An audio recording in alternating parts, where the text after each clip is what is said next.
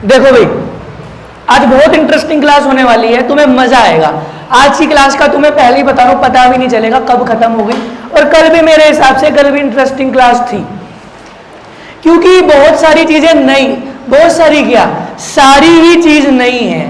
ये मॉडल ही नया है। बोहर मॉडल तक हम फैमिलियर थे कि हाँ ये होता है, ऑर्बिट होते हैं, न्यूक्लियस के चारों तरफ इलेक्ट्रॉन। बस इस चैप्टर में नया क्या सीखा, इलेक्ट्रॉन की एनर्जी क्या होती है, यही तो सीखी, और क्या नया था।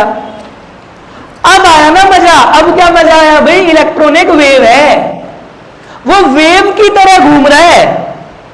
और कल की क्लास में जो दो महत्वपूर्ण चीजें हमने जांची, जो हमने करी, वो क्या है कि सबसे पहली बात, इलेक्ट्रॉन एक वेव है। उसको हम क्या कंसीडर करेंगे, एक वेव कंसीडर करेंगे। और कल की क्लास में हमने ये पढ़ा, अगर कोई वेव होती है ना तो उसका वेव फंक्शन होता है। जो कल की क्लास में नहीं थे उनके लिए मैं थोड़ी सी रिवीजन करवा रहा हूं। अगर कोई इलेक्ट्रॉन है, अगर वो वेव है, जैसे मैं अगर एक इंसान हूं तो मेरा कुछ नाम होगा, ऐसे ही अगर कोई वेव है तो उस वेव का एक नाम होता है, उसको बोलते हैं वेव फंक्शन।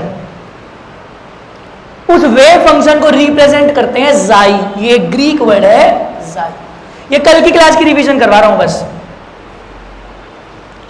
इस वेव फंक्शन से मेरे को क्या पता चलता है, वेव के बारे में इंफॉर्मेशन पता चलती है। जैसे वेव का एम्पलीट्यूड क्या है, वेव साइनोसाइडल है, वेव कोसाइडल है। लास्ट क्लास देख लेना, मैंने रिकॉर्ड कर दी है, आज दोनों क्लास इकट्ठी डाल दूंगा मैं, जो तुम्हारी कल की भी क्लास है। ये हमने पढ़ा। और दूसरी महत्वपूर्ण चीज क्या पढ़ी कि जो ये वेव है ना, ये 3 डायमेंशन में ट्रेवल कर रही है, मतलब मूव कर रही है अराउंड द न्यूक्लियस, जो ये बताता है कि भाई एटम 3 डायमेंशनल है। बोहर की तरह नहीं, बोहर ने क्या बताया कि भाई सर्कुलर ऑर्बिट्स में, तुम्हें पता है ना सर्कल क्या है, एक 2 डायमेंशनल शेप है। ये कहता है क्वांटम मैकेनिकल मॉडल फोर्स करता है भाई, जो मूवमेंट है इलेक्ट्रॉन का वो 3 डायमेंशनल स्पेस में है, मतलब एटम 3D है। और दूसरी चीज, इलेक्ट्रॉन एक वेव है। दो चीजें, इलेक्ट्रॉन क्या है, एक वेव, और एटम क्या है, 3D। फिर मैंने तुम्हें लास्ट में यह बताया था कि अगर तुम जाई का स्क्वायर कर दो, यही चीज आज की क्लास में महत्वपूर्ण है, जाई का स्क्वायर। जाई तो क्या था, वेव फंक्शन, जिसकी कोई एज सच फिजिकल सिग्निफिकेंस नहीं है, जिससे तुम्हें ज्यादा कुछ नहीं पता चलता, बस कुछ इंफॉर्मेशन दे देता है ये। हमें वो इंफॉर्मेशन की जरूरत नहीं थी, हमें बस क्या पता लगाना था भाई, इलेक्ट्रॉन एक वेव है, पता लग गया। हमें क्या पता लगाना था भाई, इलेक्ट्रॉन एक वेव है, उसका कुछ वेव फंक्शन होगा, बस। अब वो कैसी वेव है, साइनोसाइडल है, कोसाइडल है, उसका एम्पलीट्यूड क्या है, इससे हमें लेना नहीं है। तो जाई की कोई सिग्निफिकेंस नहीं है। किसकी सिग्निफिकेंस है, जाई, जब तुम वेव फंक्शन का स्क्वायर कर दोगे, जब तुम जाई स्क्वायर कर दोगे तो बेटा तुम्हें क्या मिलेगी, इलेक्ट्रॉन प्रोबेबल डेंसिटी। ये कल की रिवीजन ही करवा रहा हूं मैं।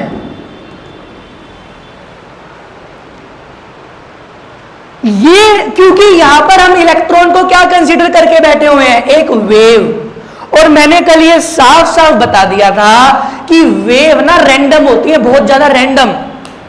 जैसे sound wave, light wave, light फटाफट मेरी आंखों तक आ रही है ना, मैंने बोला तुम्हें जब भी सुनाई दे जाता है ना, क्यों, क्योंकि साउंड की वेव्स हैं, वो वेव्स तुम तक पहुंच रही हैं। जल्दी क्यों पहुंच रही है, क्योंकि वेव्स आर वेरी रैंडम।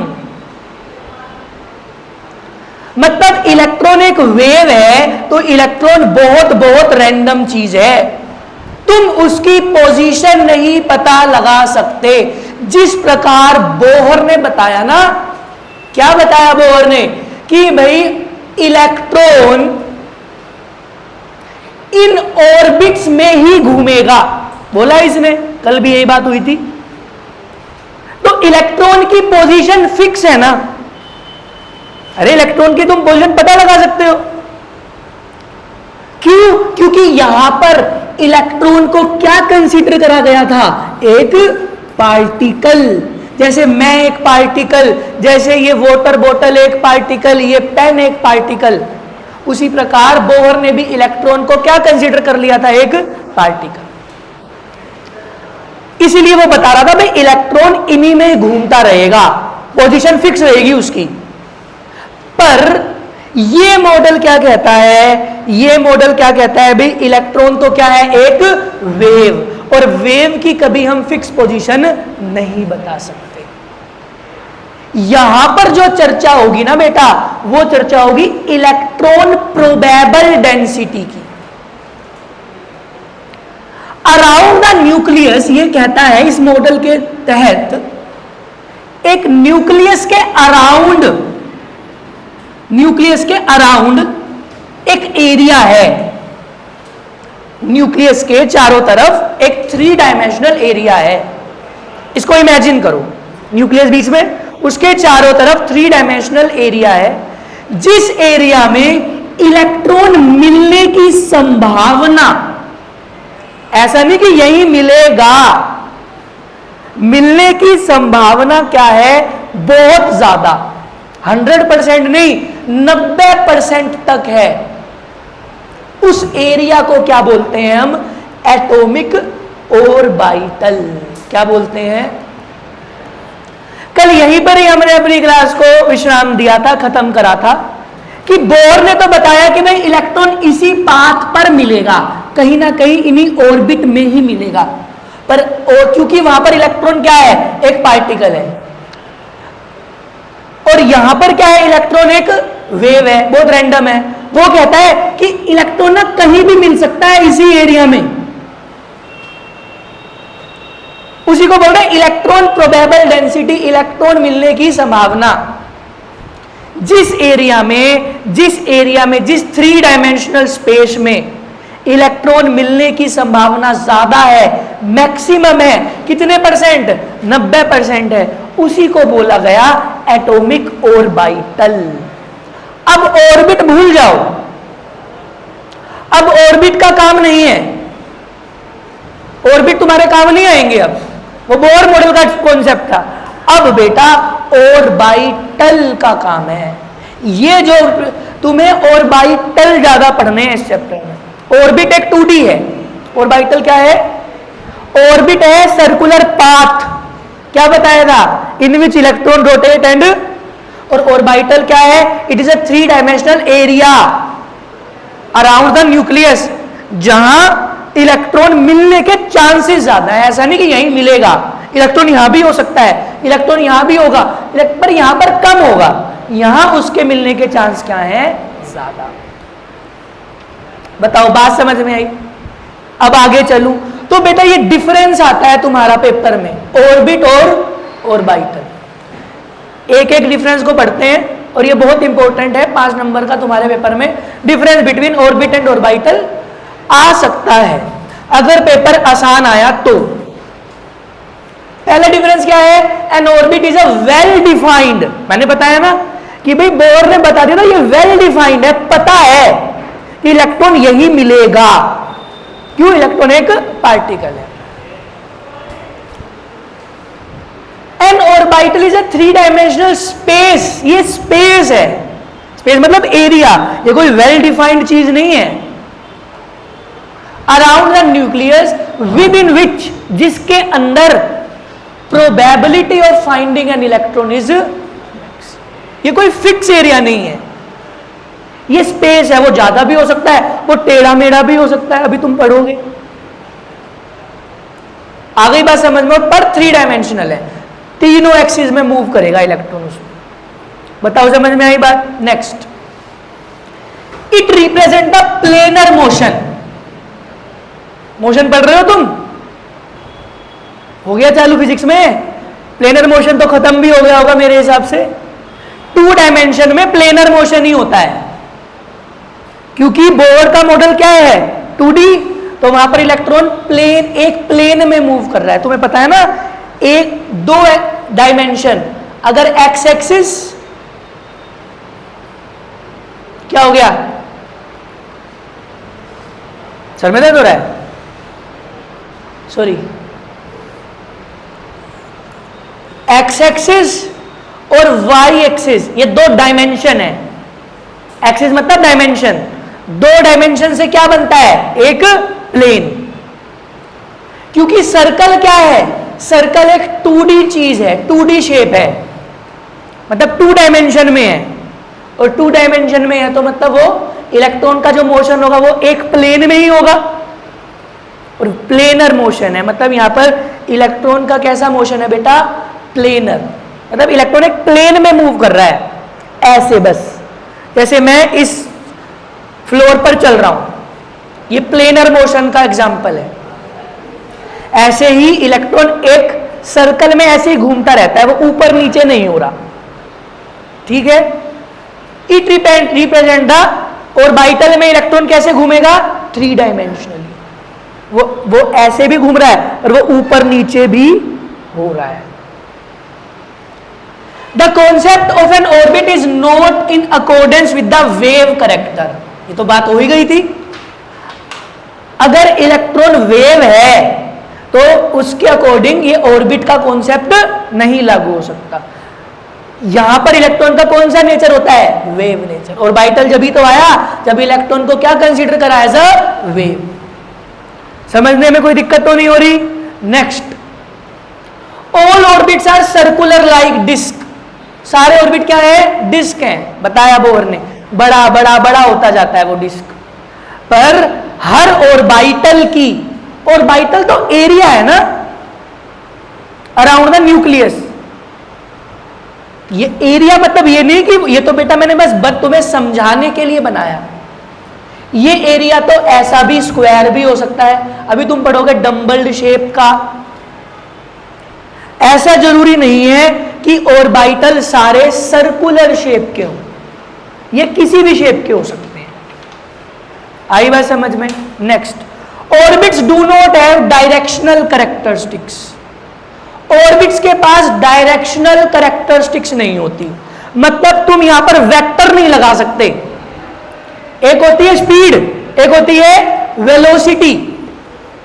पढ़ लिया तुमने स्पीड और वेलोसिटी दोनों, ये तो 9th में भी पढ़ा। Speed with direction is called, अगर तुम ऑर्बिट में इलेक्ट्रॉन की सिर्फ स्पीड निकाल सकते हो, क्यों, क्योंकि ऑर्बिट के पास डायरेक्शनल कैरेक्टरिस्टिक्स नहीं है। हाँ, ऑर्बिटल में तुम इलेक्ट्रॉन की वेलोसिटी निकाल सकते हो। आई बात समझ में। The maximum number of electron in an orbit is given by 2n²। पता है ना, ये तो 9th क्लास का ही टॉपिक है। K में कितने इलेक्ट्रॉन होते हैं, 2, L में कितने होते हैं, 8, M में कितने होते हैं,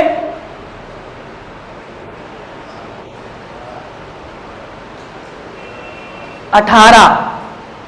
अरे वो तो दो अलग अलग तरीके हैं, वो तो वैलेंसी निकालने के लिए 2, 8, 8, 18 करते हैं, पर क्या होता है 2, 8, 18 वो किस रूल से आए, 2n² से आए ना, KLM तीसरा, तो 2 ये 9 का स्क्वायर, सॉरी 3 का स्क्वायर, 9 2 जा 80।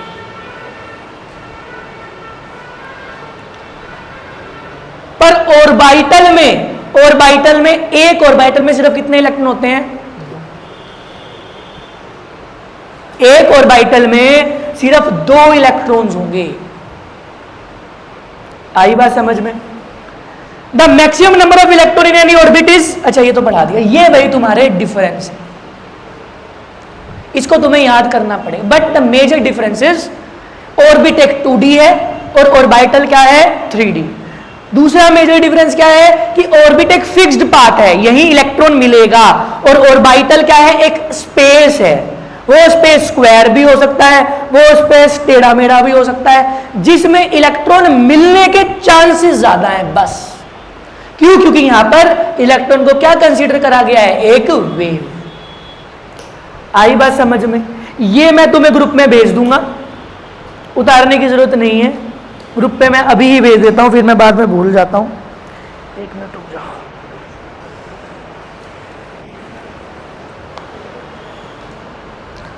स्पेस छोड़ दो अपनी नोटबुक्स में इसको उतारने के लिए, ये आ सकता है तुम्हारे पेपर में।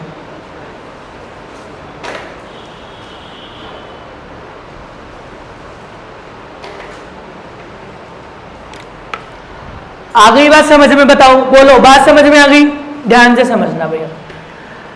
तो ये ऑर्बिटल है, ये कॉन्सेप्ट है हमारा।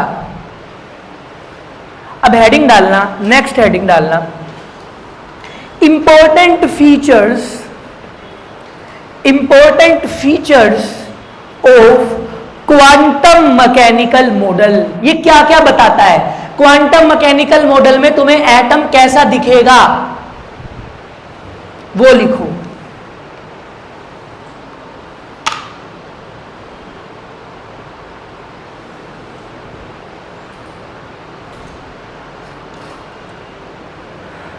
पहला पॉइंट ये इंपॉर्टेंट है, 5 से 6 नंबर में आएगा तो पूरा ये क्वेश्चन लिखना। पहला पॉइंट लिखना बहुत इंपॉर्टेंट है। The electrons in an atom,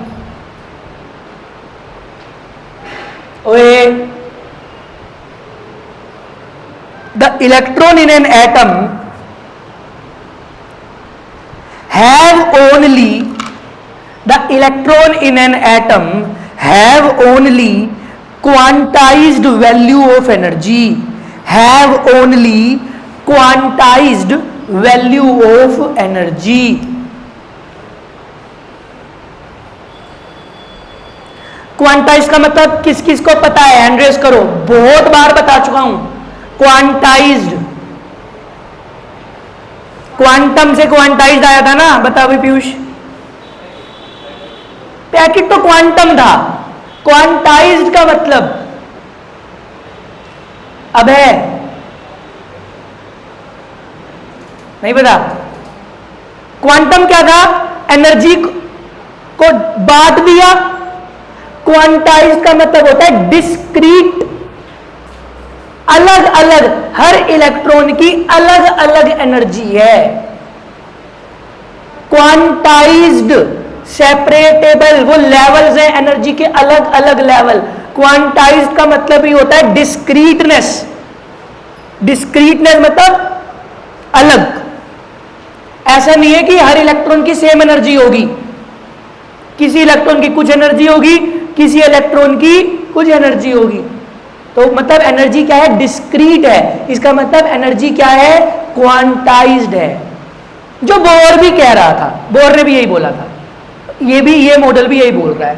दूसरा, the quantized value of energy, the quantized value of energy are obtained by, the quantized value of energy are obtained by solving Schrodinger wave equation, by solving Schrodinger wave equation। अब मैंने तुम्हें कहा था कि तुम्हें Schrödinger wave equation कल याद कर कर आनी है। सभी बच्चे दो घूंट पानी पी लो और 2 घूंट पानी पी के वो स्क्रोडिंजर वेव इक्वेशन अपनी कॉपी में लिखकर दिखा दो मुझे, सभी बिना देखे। और फिर मैं 2 घूंट पानी पीऊंगा तुम्हें मारने के लिए, पानी पी पी के मारूंगा तुम्हें। जल्दी।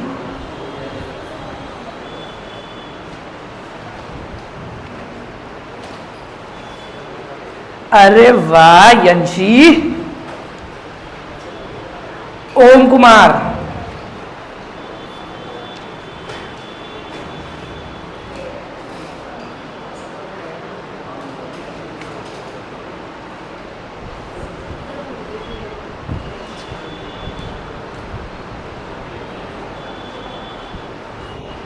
एट पाई ऐसे कुछ था ना।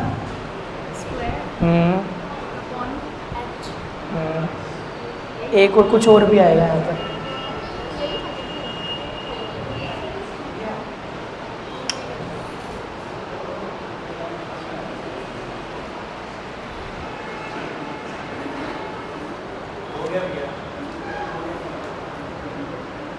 वेरी गुड, ठीक तो लिख रहा है, पर कब लिखेगा? 2 जन्म में? अब है नहीं आया?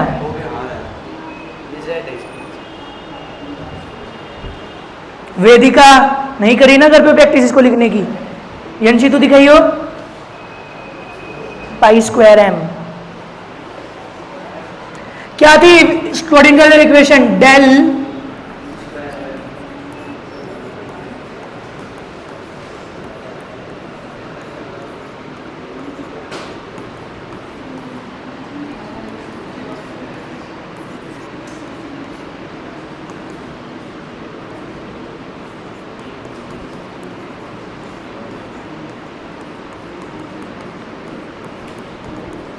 कल इससे तुम्हारी मैंने मुलाकात करवा दी थी। ये स्क्रोडिंजर वेव इक्वेशन है। जो ये सब चीजें हम बोल रहे हैं ना, इलेक्ट्रॉनिक वेव है, उसकी एनर्जी क्वांटाइज है, वो इससे ही पता चल रहा है। ये mother of quantum mechanical model है, वेव मॉडल की मदर है। ये क्या बताती है कि इलेक्ट्रॉनिक वेव है, वेव है तो उसका क्या होगा? एक वेव फंक्शन, और वो वेव एक्स एक्सिस में भी घूम रही है और वाई एक्सिस में भी घूम रही है। और जब तुम इसको सोल्व करोगे ना, तो यहां पर किसकी तुम एनर्जी निकाल सकते हो? वैल्यू निकाल सकते हो, एनर्जी की वैल्यू निकाल सकते हो। इस फॉर्मूले में ई भी आ रहा है। सोल्व करना नहीं है, ये मत घबराओ। तुम्हें क्या, ये मेरे को भी पसीने छुड़वा दे इसको सोल्व करने में, तो मेरे भी। अब तो ये बेटा ये ई है। कहने का तात्पर्य मेरा ये है कि एनर्जी की वैल्यू कैसे निकल रही है इलेक्ट्रॉन की? By solving this equation, by solving Schrodinger wave equation. मैंने बोला ना, इससे पहले वाले पोस्टुलेट में क्या है कि एनर्जी इज क्वांटाइज्ड, एनर्जी की अलग अलग वैल्यू है। क्या वैल्यू होगी वो कैसे पता चलेगी? By solving the Schrodinger wave equation. बताओ बात समझ में आई कि नहीं आई? नेक्स्ट लिखना थर्ड वही है, Xi has no physical significance. Xi has no physical significance as such, but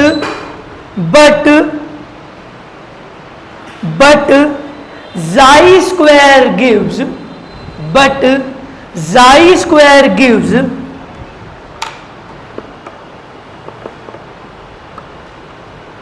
क्या रहता है Xi स्क्वायर?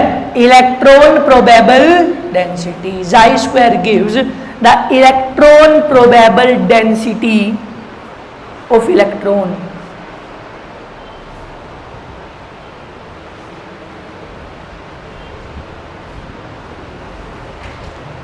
आई बात समझ में?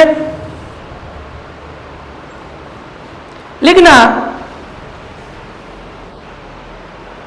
अगला point, around the nucleus there is a space. वही एटॉमिक ऑर्बिटल की डेफिनेशन है, खुद लिखो। Around the nucleus there is a space in which electron probable density is maximum, से up to 90%। That 3 dimensional space is called atomic orbital. लिखो इसको।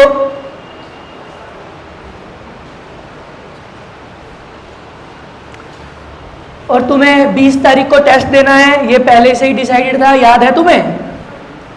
20 तारीख का टेस्ट है तुम्हारा बोर मॉडल तक का। कल था तो याद क्यों दिलाया?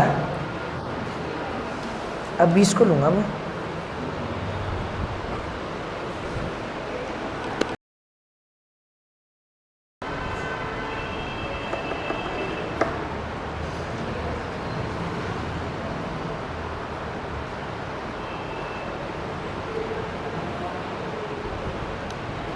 लिख लिया? दोस्ती बाद में निभाई जाए तो बहुत अच्छा है।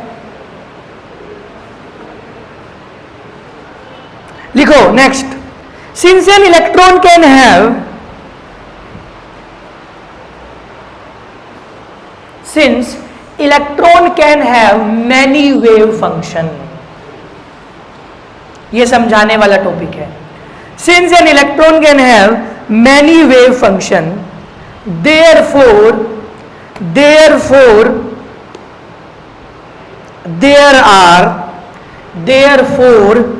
there are many atomic orbitals in an atom.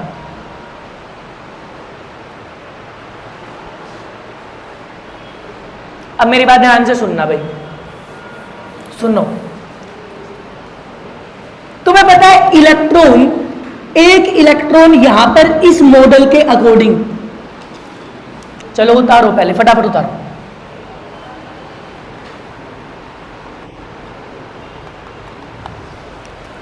देखो भाई मेरी बात ध्यान से सुनना, इस मॉडल के अकॉर्डिंग एक इलेक्ट्रॉन क्या है, यहां पर एक वेव है? बताओ, यहां तक सब एग्री करते हैं? अगर एक वेव है तो उसका क्या होगा, एक वेव फंक्शन। इलेक्ट्रॉन ना अपना रूप चेंज कर सकता है, यहां पर मैंने तुम्हें यही लिखवाया, since an electron can have many wave function. एक इलेक्ट्रॉन अलग अलग तरीके की वेव बन सकता है अलग अलग जगह पर। क्यों? क्योंकि इलेक्ट्रॉन क्या है, एक वेव, और वेव रैंडम होती है, वो बड़ी चंचल है, वो कुछ भी कर सकती है, वो अपनी पोजीशन बार बार चेंज कर सकती है, वो अपना वेव फंक्शन बार बार चेंज कर सकती है। अगर अलग अलग जाई है तो बेटा अलग अलग जाई स्क्वायर होगा कि नहीं होगा? जाई अलग अलग होगा तो ऑब्वियस सी बात है जाई स्क्वायर भी अलग अलग होगा।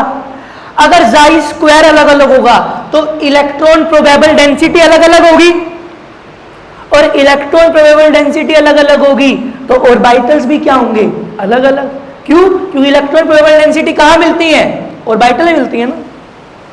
यही लिखवाया कि electron can have many waves, तो बहुत सारी वेव हो सकता है। वेव अलग अलग होगा तो अलग अलग वेव फंक्शन, जाई अलग अलग होगा, जाई अलग अलग होगा तो जाई स्क्वायर अलग अलग होगा, इसलिए ऑर्बिटल्स अलग अलग होते हैं।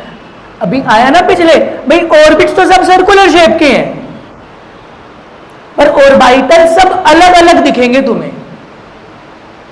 आई बात समझ में? Next, the orbital wave function, ये इंपॉर्टेंट है, इस पॉइंट पर इंपॉर्टेंट टिक लगाओ सबसे पहले तो। The orbital wave function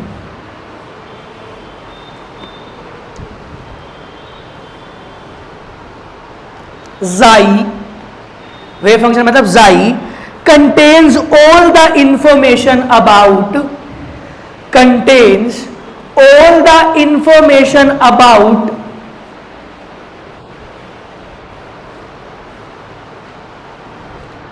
an electron in an atom.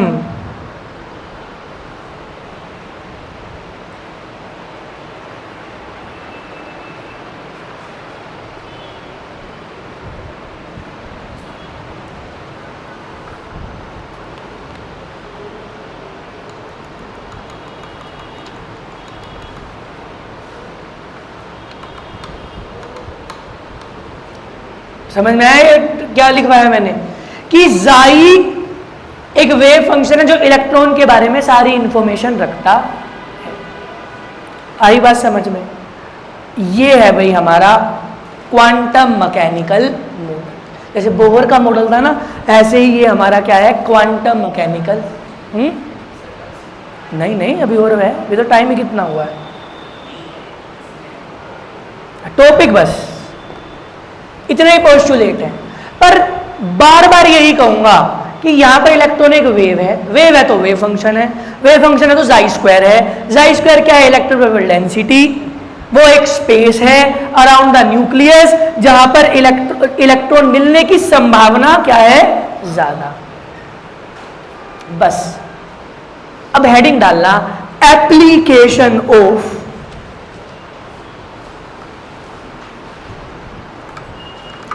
application of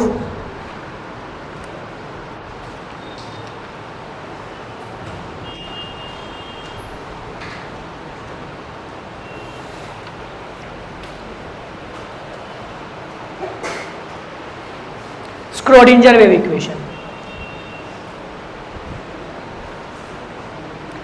application of Schrödinger wave equation.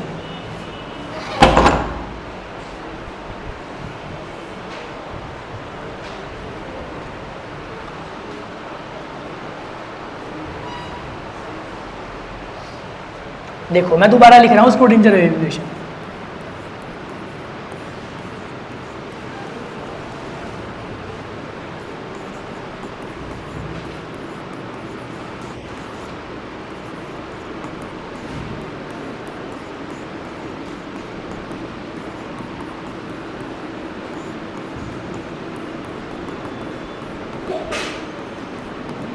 ये है भाई हमारी स्क्रोडिंजर वेव इक्वेशन, ध्यान से सुनना।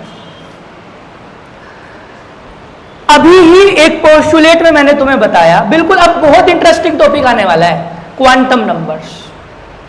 बहुत अच्छा, मतलब तुम्हें मजा आएगा अब चीज करने में। और ये चैप्टर अब 3-4 दिन का रह गया है मुश्किल से, ध्यान से समझो। मैंने तुम्हें बोला जब तुम इस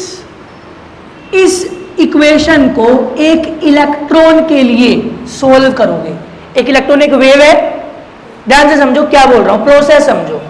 इलेक्ट्रॉन क्या है, एक वेव है, तो उसका क्या होगा, वेव फंक्शन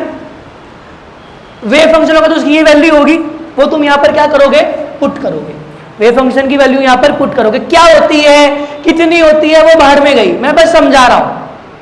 यहां पर जब तुम वेव फंक्शन की वैल्यू पुट करोगे और फिर उसको सोल्व करोगे, तो बेटा तुम्हारे पास किसकी वैल्यू आएगी, एनर्जी की।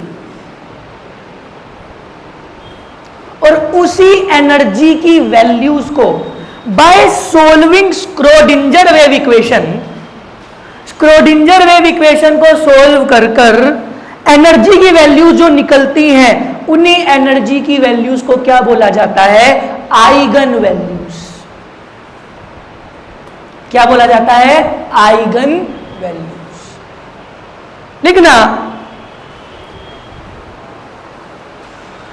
बाय सोल्विंग, ध्रुव तू भी उतार ले बेटा, खाली तो मत बैठ।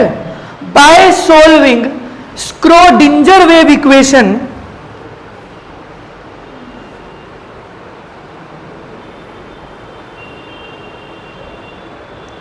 For corresponding wave function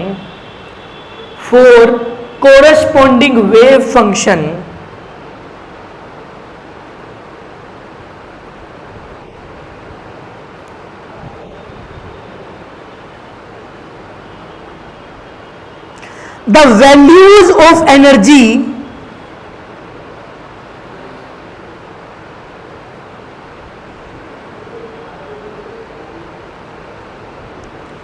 are obtained. These values of energies are called eigen values. EIGEN.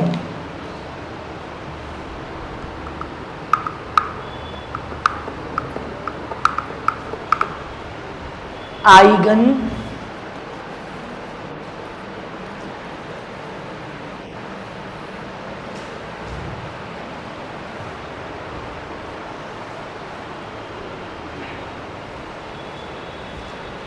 आई बात समझ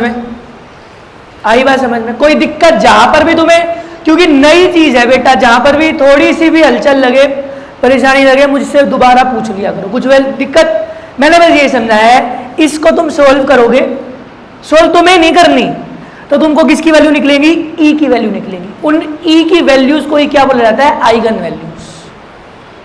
आई बात समझ में। अगर तुम इस, ध्यान से समझना, ध्यान से समझो,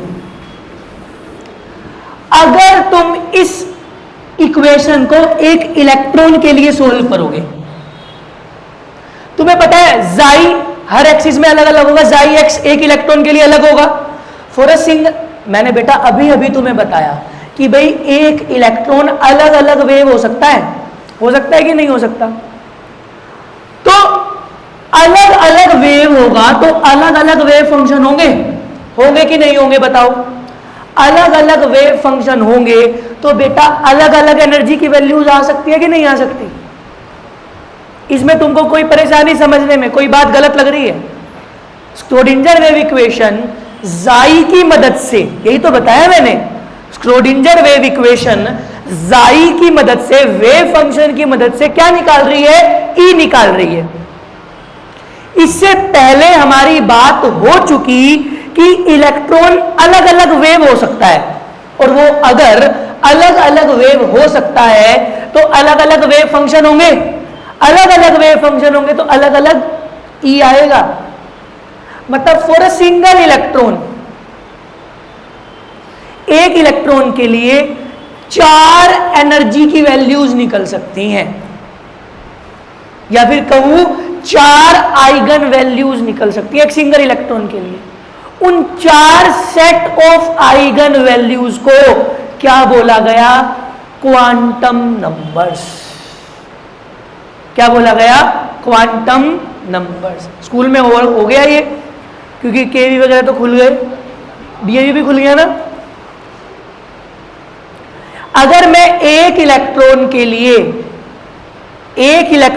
लिए ये स्क्रोडिंजर वेव इक्वेशन सोल्व करता हूं तो मेरे पास 3 या 4 सेट ऑफ एनर्जी की वैल्यूज आएंगी, या यूं कहूं 3 या 4 आइगन वैल्यूज आएंगी। उन्हीं आइगन वैल्यूज के सेट को क्या बोला जाता है? Quantum number. लिखना अगली लाइन से,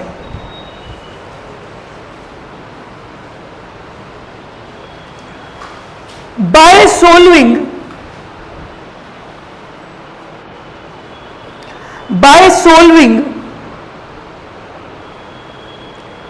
Schrödinger wave equation, by solving Schrödinger wave equation for single electron, for single electron,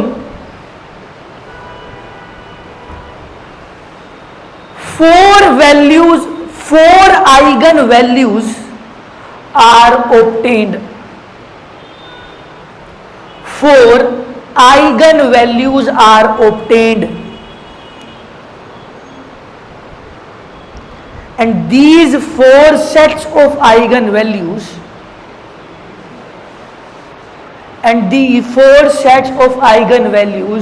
are called quantum numbers. Are called quantum numbers.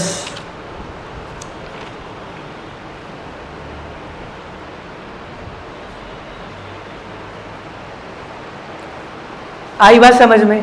अब बड़ी बड़ी हेडिंग डाल लो और उस पर वेरी वेरी वेरी इंपॉर्टेंट लिख लो, पेपर में इससे जरूर आएगा।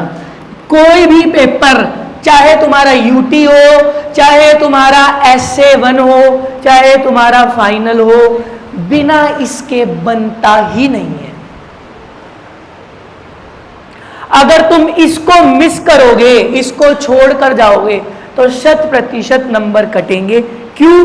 क्योंकि आसान टॉपिक है, मुश्किल नहीं है। पछताओगे इसको अगर नहीं समझा तो आसानी से।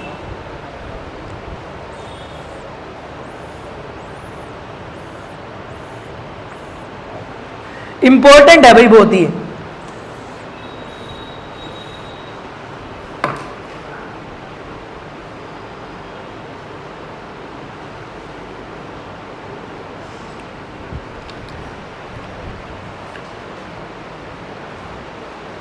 देखो भाई, मैंने तुम्हें बोला भाई, अगर तुम एक इलेक्ट्रॉन के लिए स्क्रोडिंजर वेव इक्वेशन सोल्व करोगे तो तुम्हारे पास क्या आएंगी? वैल्यूज आएंगी, एनर्जी की वैल्यूज आएंगी।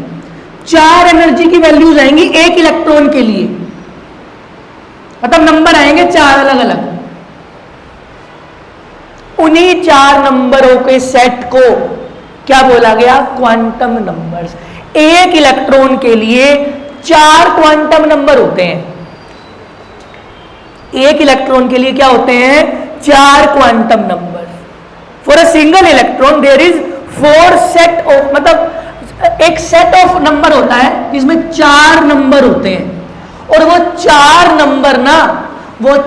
नंबर एक इलेक्ट्रॉन के बारे में कंप्लीट इंफॉर्मेशन देने की हिम्मत रखते हैं।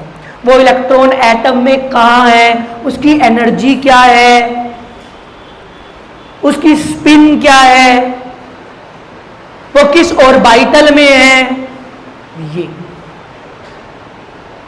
आई बात समझ में? लिखना क्वांटम नंबर्स की डेफिनेशन बहुत इंपॉर्टेंट है, एक नंबर में डेफिनेशन भी आ सकती है। क्वांटम नंबर्स में be defined as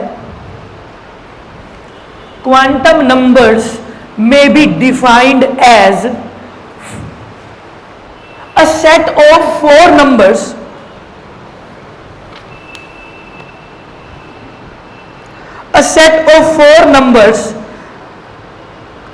with the help of which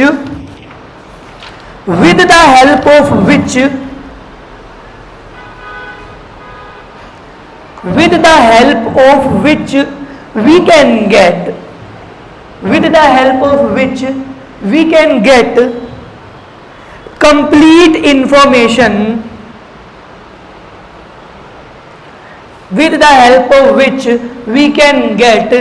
complete information about the electron in an atom,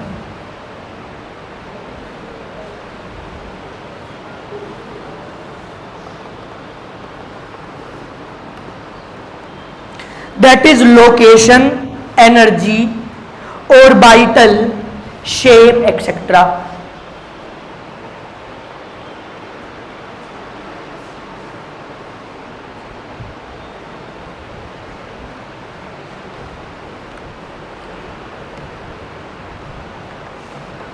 आगे बात समझ में? ये चार होते हैं। पहला प्रिंसिपल क्वांटम नंबर,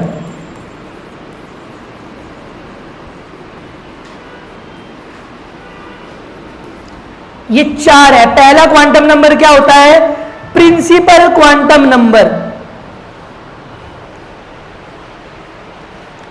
दूसरा एजीमुथाल क्वांटम नंबर,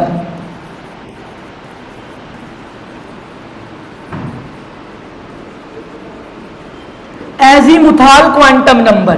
तीसरा मैग्नेटिक क्वांटम नंबर, और चौथा स्पिन क्वांटम नंबर। कैसे निकालेंगे ये क्वांटम? ये क्वेश्चन आएगा, निकालने पड़ेंगे तुम्हें। कैसे निकलेंगे वो हमारा टॉपिक है कल का। पर कल बेटा बहुत, मैं कह रहा हूं फन है कल की क्लास, इतनी इंटरेस्टिंग टू द 100 लेवल। मजा आएगा तुम्हें काम करने में कल, और बहुत आसान चीज है, स्कोरिंग चीज है। पेपर में नंबर बच्चे इसका क्वेश्चन लेकर खुश हो जाते हैं। इंपॉर्टेंट और आसान, ये बहुत रेयर कॉम्बिनेशन है। जो चीज इंपॉर्टेंट होती है ना मुश्किल होती है, पर ये इंपॉर्टेंट भी है और आसान भी है। नंबर नहीं कटेंगे इसमें तुम्हारे। उतार लो इसको, बाकी इसको करेंगे हम आगे कल। ठीक है।